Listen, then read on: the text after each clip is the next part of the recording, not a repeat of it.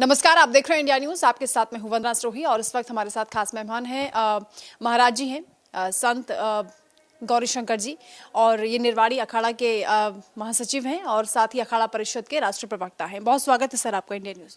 धन्यवाद। महाराज जी, ये जो रामलला के स्वागत की तैयारियां पूरी अयोध्या में आप देख रहे हैं, कितना मन उत्साहित हो रहा है, कैसी उमंग है?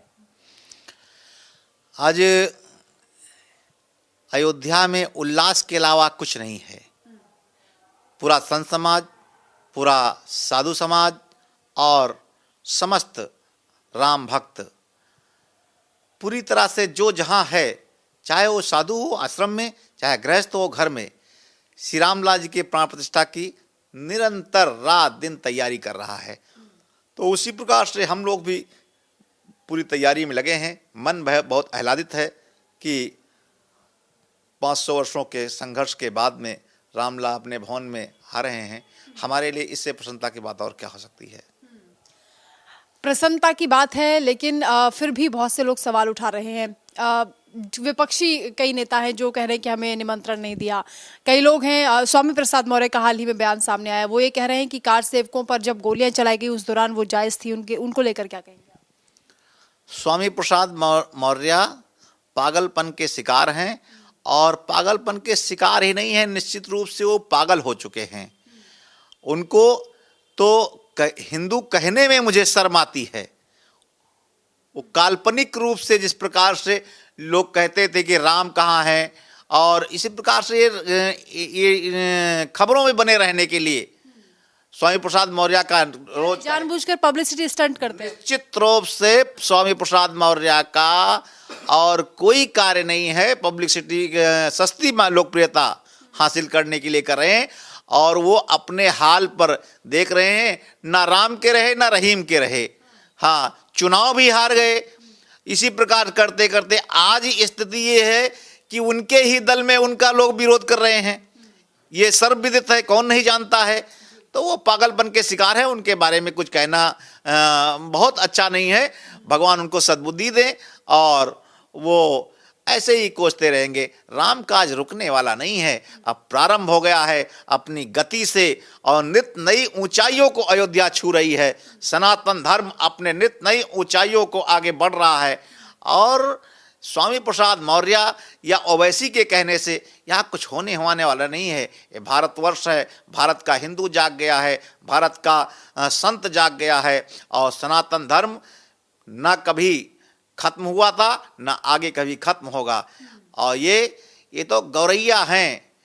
बरसात में जैसे मेढक बाहर आ जाते हैं, टर टर टर टर करते रहते हैं, उसी प्रकार से आज देखिए चुनाव आ गया है, तो ये स्थिति उत्पन्न हो गई है कि ट्रस्ट ने जो हमारे पक्ष में थे उनको भी आमंत्रण दिया, जो विपक्ष में थे उनको भी आमंत्रण दिया।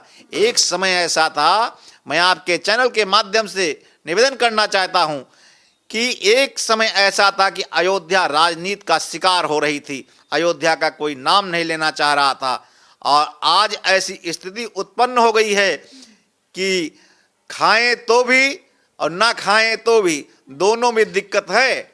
ये जो ओवैसी तरीके के लोग हैं, आज अयोध्या कोई भी ऐसा व्यक्ति नहीं है जो अयोध्या आना नहीं चाह रहा है। और ये ऐसी परिस्थिति ट्रस्ट ने उत्पन्न कर दी है, ऐसी परिस्थिति योगी जी ने उत्पन्न कर दी है कि सबको अयोध्या आना पड़ेगा। आ रहे हैं, जो नहीं आ रहे हैं उनको भी आना पड़ेगा। इसके अलावा कोई दूसरा चारा नहीं है। देवी जी, रामलला की प्राण प्रतिष्ठा को लेकर जो तैयारियां चल रही हैं उसके बारे में अगर आप कुछ बता पाए। रामलला की प्रतिष्ठा की तैयारी अभी तो 17 तारीख को ठाकुर जी के भ्रमण है, तो अब नगर भ्रमण तो सुरक्षा की दृष्टि से उसको कैंसिल कर दिया गया है। जो रामलला जी का परिसर उसी में भ्रमण करेंगे।